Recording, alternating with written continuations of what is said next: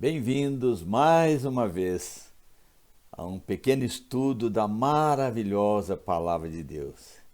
E tendo esse cenário tão lindo, com esse lindo arco-íris atrás, como não deixar de lembrar do amor de Deus por nós?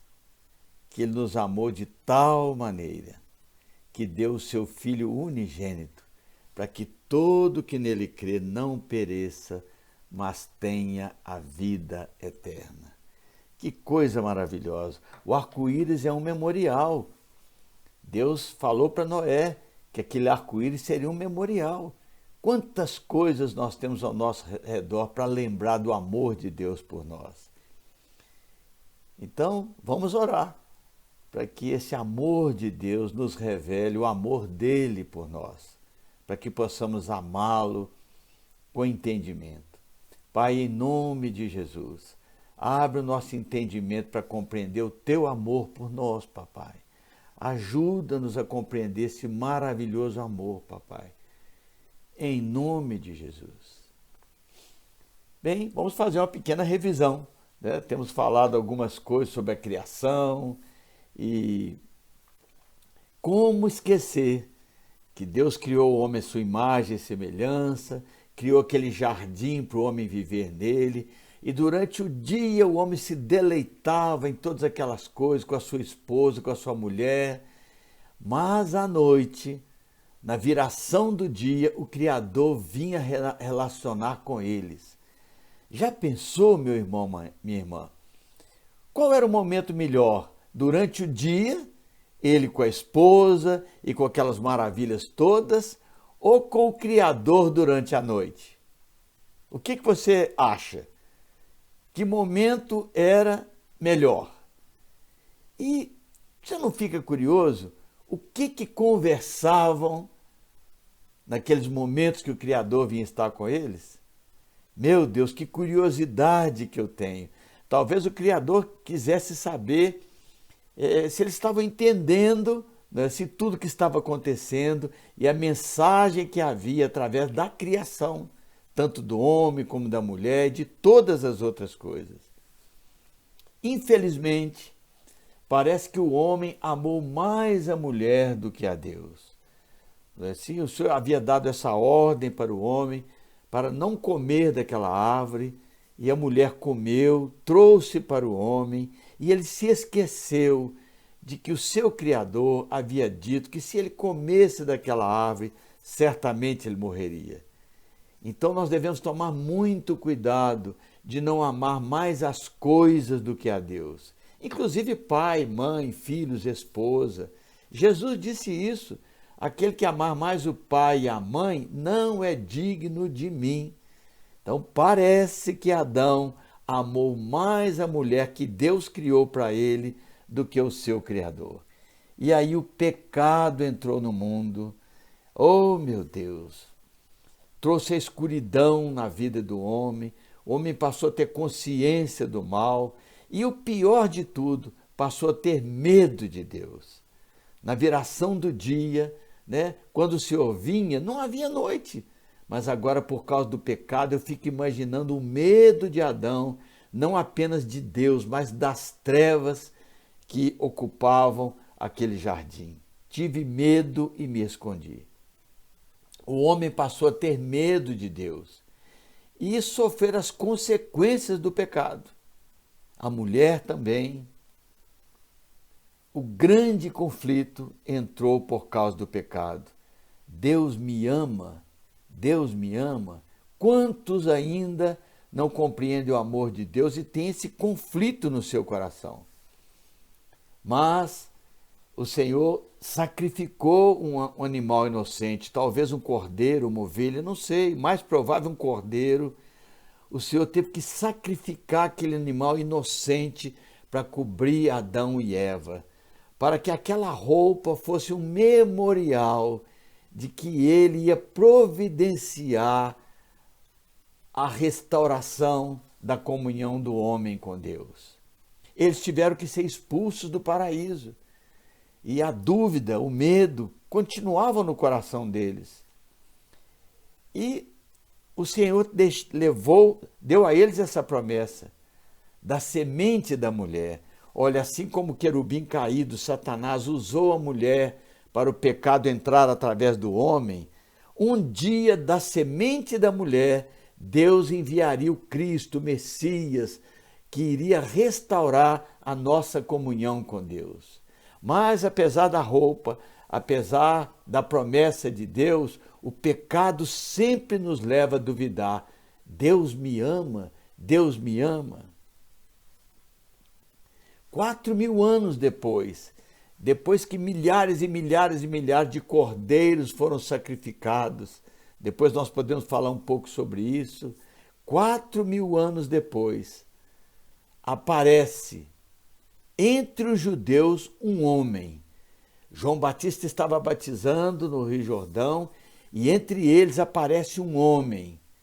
E esse homem entra para ser batizado e João Batista fala essas palavras.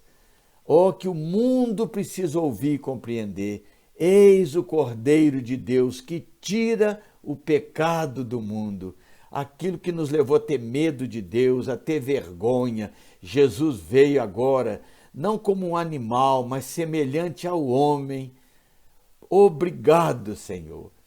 E quando o Senhor estava saindo das águas, ouve-se uma voz do céu dizendo: este é o meu filho amado, em quem me comprazo. Ah, como eu gostaria de estar lá para ouvir essa voz do céu, testemunhando: este é o meu filho amado, em quem me comprazo. Meu irmão, minha irmã, escute Jesus, escute Jesus. E C.S. Lewis, um grande escritor americano, escreveu a respeito disso, dizendo que entre os judeus aparece um homem. Esse homem afirma existir desde sempre. Jesus disse: antes que Abraão existisse, eu sou. Esse homem afirma perdoar pecados. Esse homem afirma dar a vida eterna ao que nele crê. Perdão de pecados? Esse homem anuncia isso? Todos os pecados? A não ser que esse homem seja Deus, isso é um absurdo. Só Deus pode perdoar pecados. Compreendemos que um homem perdoe as ofensas cometidas contra ele mesmo. Alguém, faz alguma coisa contra você, pisa no seu pé, ou rouba seu dinheiro, e você então fala: eu te perdoo. Nós compreendemos isso, Mas um homem que, sem ter sido pisado ou roubado, anuncia o perdão dos pisões e dos roubos cometidos contra os outros, você entende, meu irmão? Imagine que você fez mal a alguém, ao seu marido, ao seu esposo, seus filhos, seu colega, não sei. Você fez mal a alguém, talvez tenha até assassinado alguém. E esse homem chega para você e fala: eu te perdoo. O quê? Isso é uma presunção. Mas foi isso que Jesus afirmou, que perdoa o nosso pecado sem perguntar, aos outros se concordavam com isso. Ele anunciou ao povo que os pecados cometidos estavam perdoados e fez isso sem consultar os que haviam sido lesados por esses pecados. Você errou contra alguém, Jesus diz a você: eu te perdoo, e não pergunta à pessoa se você concorda com isso. Parece uma loucura, não é assim? Como se ele fosse a parte interessada, como se esse homem fosse o ofendido. Isso só tem sentido se esse homem for realmente Deus, cujo amor é ferido a cada pecado cometido. Ah, se as pessoas soubessem que aquele homem era o Verbo que se fez carne e estava habitando entre nós. Um homem que fosse somente um homem e dissesse as coisas que Jesus disse, não seria um grande mestre da moral. Seria um louco. Um louco. Ou Jesus era e é o Filho de Deus, ou não passa de um louco. Ninguém pode dizer que ele foi um grande mestre humano. Ele não foi um mestre humano. Ele não nos deixou essa opção e nem quis deixá-la. Ele disse que Deus nos ama e que ele veio ao mundo morrer pelos nossos pecados e ressuscitar. E ele cumpriu a sua palavra. O Filho unigênito de Deus, o Verbo que se fez carne, morreu por nossos pecados. Sim, ele foi sepultado, ressuscitou ao terceiro dia. Apareceu a Maria Madalena, uma prostituta, uma ex-prostituta, e disse essas palavras maravilhosas: vai dizer aos meus irmãos que eu subo para o meu Pai e o vosso Pai, meu Deus e o vosso Deus.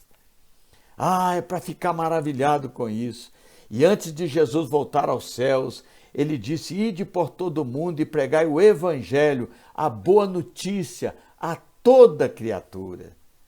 Para acabar com esse grande conflito da humanidade que duvida do amor de Deus.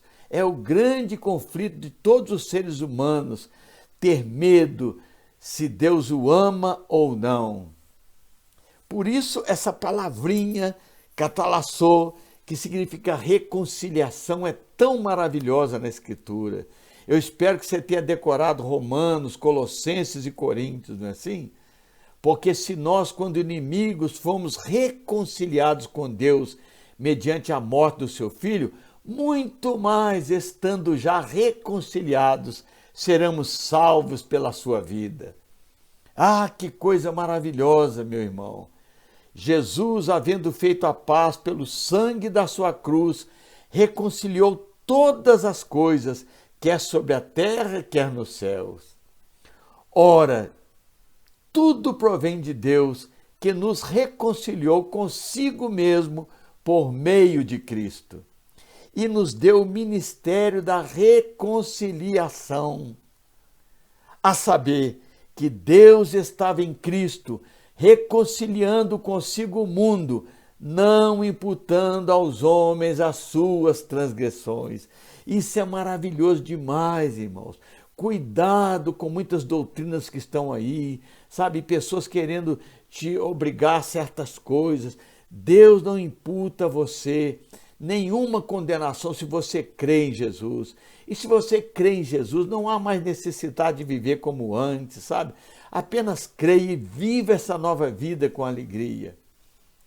Porque Ele nos confiou a palavra da reconciliação.